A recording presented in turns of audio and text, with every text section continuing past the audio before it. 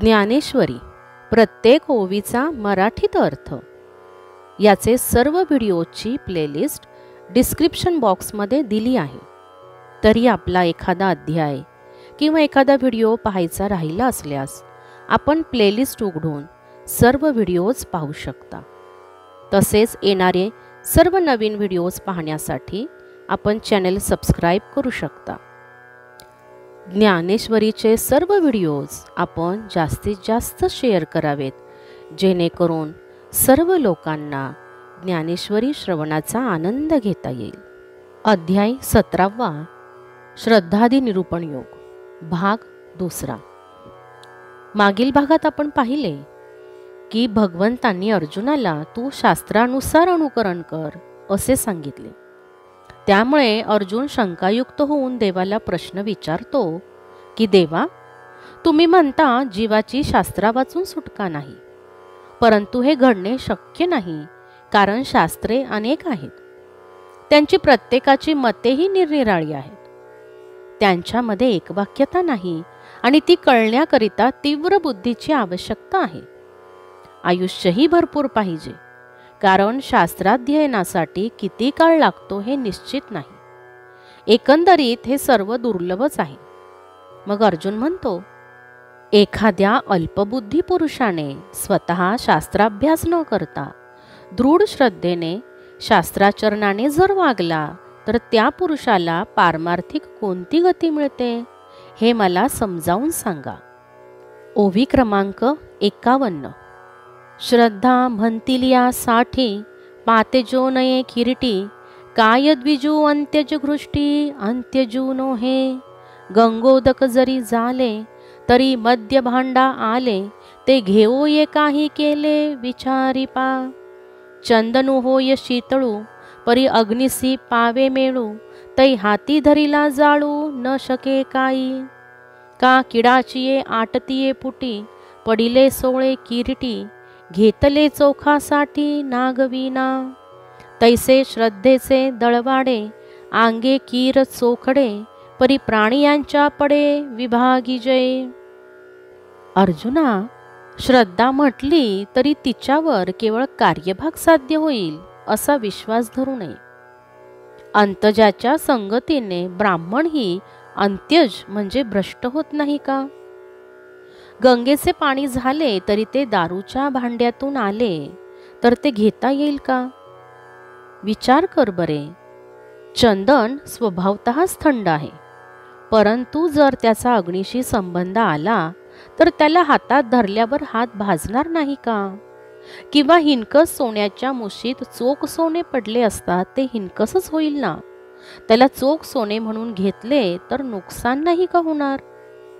त्याप्रमाणे श्रद्धेचे मूळ स्वरूप स्वभावतः शुद्ध आहे, परंतु ज्यावेळी ते प्राण्यांच्या वाटणीस येते, प्राणी तर स्वभावतःच आदिमायेच्या प्रभावाने त्रिगुणांनीच सर्व बनलेले असतात, तर या त्रिगुणांपैकी 2 गुण ऱ्हास पावतात आणि 1 गुण वाढीस लागतो। त्या गुणाच्या अनुरोधाने प्राण्याच्या वृत्तीही वाढू लागतात। तै प्राणिये तव स्वभावे, अनादिमाया प्रभावे, त्रिगुणाचेची आगवे वळिले आहाती। तेतही 2 गुण खाचती, मग एक धरी उन्नती, तै तैसी याची होती वृत्ती जीवांचिया। वृत्ती ऐसे मन धरिती, मना ऐसी क्रिया करीती, केलिया ऐसी वरिती मरोणी देहे।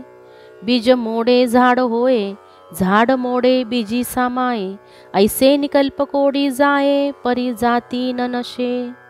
तिया परी ये अपारे, होता जाता जन्मांतरे, परी त्रिगुणत्व न व्यभिचारे प्राणियांचे।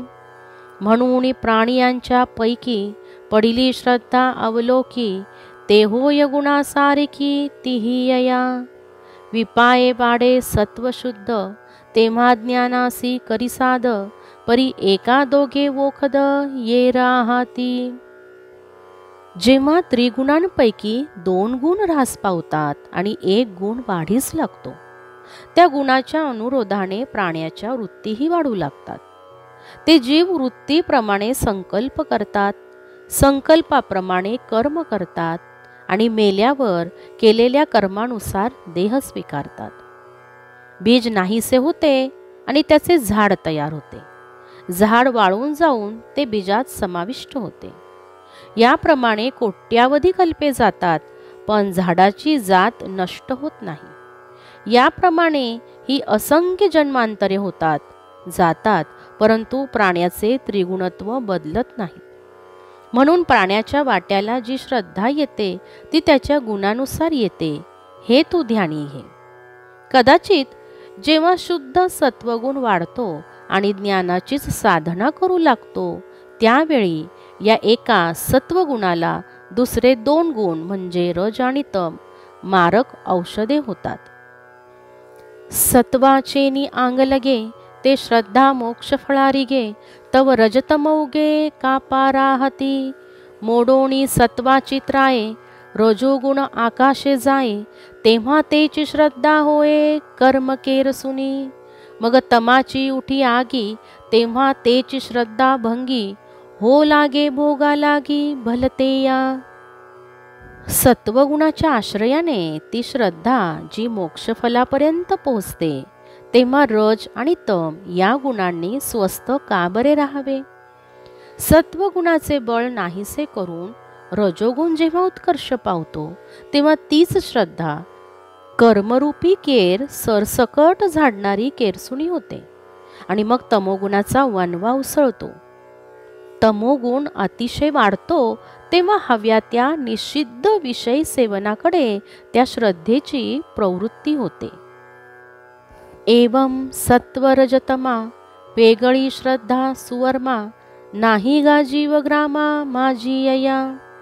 म्हणून श्रद्धा स्वाभाविक असे पै त्रिगुणात्मक, रजतम सात्विक भेदीही.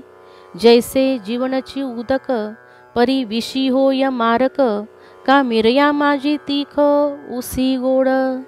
तैसा बहुवसे तमे जो सदाची होय निमे, तेत श्रद्धा परिणमे तेची होऊणी.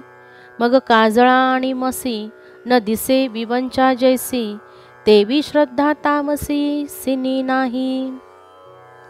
हे मर्मज्ञ अर्जुना, या भूत समुदायाच्या ठिकाणी सत्व रज तम या 3 गुणांहून निराळी अशी श्रद्धा नाही.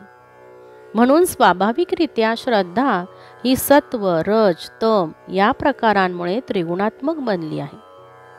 ज्याप्रमाणे पाणी हे स्वभावतःच जगविणारेच आहे, परंतु विषाच्या संसर्गात मारक, मिऱ्याच्या संसर्गात तिखट आणि उसाच्या संसर्गात गोड होते, त्याप्रमाणे तमोगुणाच्या आधिक्याने पुन्हा पुन्हा जो जन्माला येतो मरतो, त्याच्या ठिकाणी श्रद्धा त्याच तमोगुणात परिणत होते. मग काजळ आणि शाई यामध्ये काही रंगात फरक दिसत नाही, त्याप्रमाणे ती तामसी श्रद्धा त्या तमोगुणांहून काही वेगळी नसते. तैसीच राजसी जीवी रजोमय जाणावी, सात्विकी आगवी सत्वाचीच. ऐसे निहा सकळू जगडंबरू निखिळू, श्रद्धेचाची केवळू वोतला असे. परी गुणत्रय वशे त्रिविधपणाचे लासे, श्रद्धे जे उठिले असे ते ओळख तू. तरी जाणिजे झाड फुले, का मानस जाणिजे बोले, भोगे जाणिजे केले पूर्वजन्मीचे. तैसे जिही जिही चिन्ही श्रद्धेची रूपे तिन्ही, देखी जती ते वाणी अवधारी पा. त्याप्रमाणे रजोगुणी जीवाच्या अंतःकरणात असणारी श्रद्धा ही रजोगुणयुक्त असते, तर सत्वगुणी जीवाच्या अंतःकरणात ती सात्विक असते. अशा प्रकारे हे सर्व जग केवळ सर्व श्रद्धेचेच ओतले आहे. पण या 3 गुणांच्या सत्तेने श्रद्धेला जो हा 3 प्रकारचा कलंक लागला आहे, तोच तू लक्षात घे. तर झाड जसे त्याच्या फुलावरून ओळखता येते, अथवा संभाषणावरून जसे माणसाचे मन जाणता येते, किंवा या जन्मातील सुखदुःखाच्या भोगावरून जसे मागील जन्मातील कृतकर्म ओळखता येते, त्याप्रमाणे ज्या ज्या लक्षणांनी श्रद्धेची तिन्ही रूपे ओळखता येतात. तो प्रकार तू आता नीट ऐक. तरी सात्विक श्रद्धा जयांचा होय बांधा, तया बहुतक करुणी मेधा स्वर्गीयाथी. ते विद्या जात पढती यज्ञक्रिये निवडती, किंबहुना पडती देवलोके. आणि श्रद्धा राजसा घडले जे विरेशा, ते भजती राक्षसा खेचराहन. श्रद्धा जे का तामसी, ते मी सांगेन तुझपाशी. जे का केवळ पापराशी, अतिकर्कश निर्दयत्वे. जीववधे साधुनी बळी, भूतप्रेत कुळे मैळी. स्मशानी संध्याकाळी पूजिती ते. तर सात्विक श्रद्धेने ज्यांचा पिंड बनलेला आहे त्याला स्वर्गप्राप्तीची आवड असते. ते सर्व विद्यांचे अध्ययन करतात, यज्ञविधी क्रियेत निष्णात होतात. इतकेच नव्हे तर ते देवलोकी जातात. हे वीरश्रेष्ठ अर्जुना, आणि जे राजस श्रद्धेने बनलेले आहेत ते राक्षस यक्ष यांची उपासना करतात. आणि जी तामसी श्रद्धा तिचे लक्षण सांगतो ते ऐक. जे जीव केवळ पापाचे राशी असतात ते अत्यंत कठोर निष्ठुर असतात. जीवांची हत्या करून त्याचे बळी सिद्ध करून तामसी श्रद्धावान स्मशानामध्ये सायंकाळी भूते आणि प्रेते यांचे अमंगल समुदाय पुजतात. ते तमोगुणाचे सार काढून निर्मिले नर, जाण तामसीयेचे घर श्रद्धेचे ते. ऐसी ही तिही लिंगी त्रिविध श्रद्धा जगी, पैहेय या लागी सांग तू असे. जे हे सात्विक श्रद्धा जतन करावी प्रबुद्धा, येरी दोणी विरुद्धा सांडाविया. हे सात्विक मतिजया निर्वाहती होय धनंजया, बागुल नोहे तया कैवल्यते. तामसी पुरुष तमोगुणाचा अंगरस काढून बनविलेले आहेत आणि ते तामसी श्रद्धेचे माहेरघर आहेत असे समज. याप्रमाणे जगामध्ये या 3 लक्षणांनी 3 प्रकारची श्रद्धा होते. पण हे सांगण्याचा आमचा हेतू इतकाच आहे की हे सुज्ञ अर्जुना, तू ही सात्विक श्रद्धा जतन करावी आणि दुसऱ्या 2 विरुद्ध घातक आहेत त्या टाकून द्याव्यात. अर्जुना, या सात्विक बुद्धीची ज्याच्याकडून जोपासना होईल त्याला मोक्ष मिळेल का नाही ही भीती बाळगण्याचे कारण नाही. तो व्यासांची ब्रह्मसूत्रे न शिकला किंवा तो शास्त्र पारंगत नसला अथवा महासिद्धांत त्याच्या अधीन नसेनात का. तो न पढे का ब्रह्मसूत्र, न लोढो सर्व शास्त्र. सिद्धांत न होत स्वतंत्र तयाच्या हाती. परिश्रुती स्मृतीचे अर्थ जे आपण होऊन मूर्त. अनुष्ठाने जगा देत वडील जे जे. तयांची आचरती पाऊले, पाऊनी सात्विक श्रद्धा चाले. तो तेची फळ ठेविले ऐसे लाहे. पै एक दीपू लावी सायासे, आणिक तेथ जाऊ बैसे. तरी तो काय प्रकाशे वंचिजेगा. परंतु जे जे थोर पुरुष केवळ श्रुती स्मृतीच्या अर्थाचे मूर्तिवंत अवतार होऊन जगाला सदाचरणाचे आदर्श घालून देतात, त्यांची आचरणरूपी पाऊले पाहून मग जो कोणी आपले पाऊल त्यामागे ठेवून सात्विक श्रद्धेने चालतो त्याला तेच फळ अगदी अनायासे प्राप्त होते. एका माणसाने प्रदीर्घ परिश्रमाने दिवा पाजळतो आणि दुसऱ्या आयत्या पाजळलेल्या दिव्यावर विनाश्रमाने आपला दिवा पाजळतो. म्हणून दुसऱ्या माणसाला पाजळणाऱ्या दिव्याचा कमी प्रकाश मिळतो का? का एके मोल अपार वेचून केले धवळार. तो सूर वाढू वस्ती कर न भोगी काही. हे असो जो तळे करी ते तयाचीच तुषाहरी. की सुवारासीची अन्न घरी ये रानो हे. बहुत काय बोलो पैगा एका गौतमासीची गंगा. येरा समजता काय जगा वाहोळ झाली. म्हणोनी आपुलिया परी शास्त्र अनुष्ठिती कुसरी. जाणे तयांते श्रद्धा जोवरी तो मूर्खही तरे. किंवा एखाद्याने पुष्कळ द्रव्य खर्चून चुनेगच्ची वाडा बांधला असता त्या वाड्यात थोडा वेळ राहणारा वाटसरू त्याच प्रकारचे सुख भोगत नाही का? ते राहू दे, जो तळे बांधतो त्यातील पाणी केवळ बांधणाराच स्थान भागवतो का? इतरांनी पाणी पिले तर त्यांना तृप्तता येत नाही का? किंवा स्वयंपाक करणाऱ्यालाच अन्न लाभते आणि इतरांना लाभत नाही, असे कधी घडते का? अर्जुना, फार काय सांगू. त्र्यंबकेश्वरी गौतमाने आणलेली गंगा म्हणजे गोदावरी गौतमाला पवित्र गंगा आणि इतरांना सामान्य ओढा असे झाले आहे का?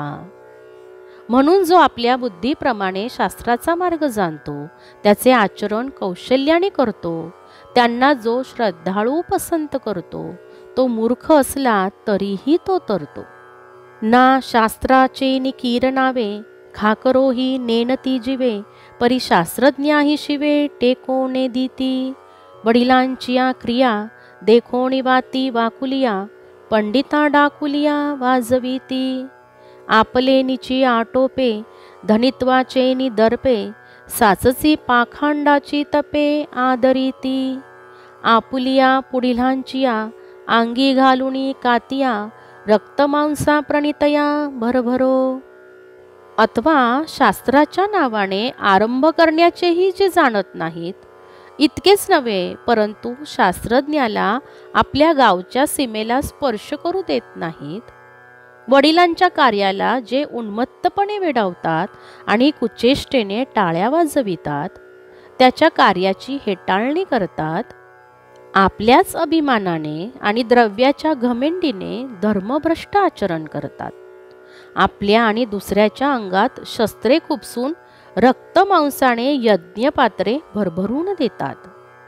रिचविती जळतकुंडी, लाविती चेड्याच्या तोंडी, नवसिया देती उंडी बाळकांची. आग्रहांची या उजरिया, क्षुद्र देवता बरिया, अन्नत्यागे सातरिया ठाकती एक.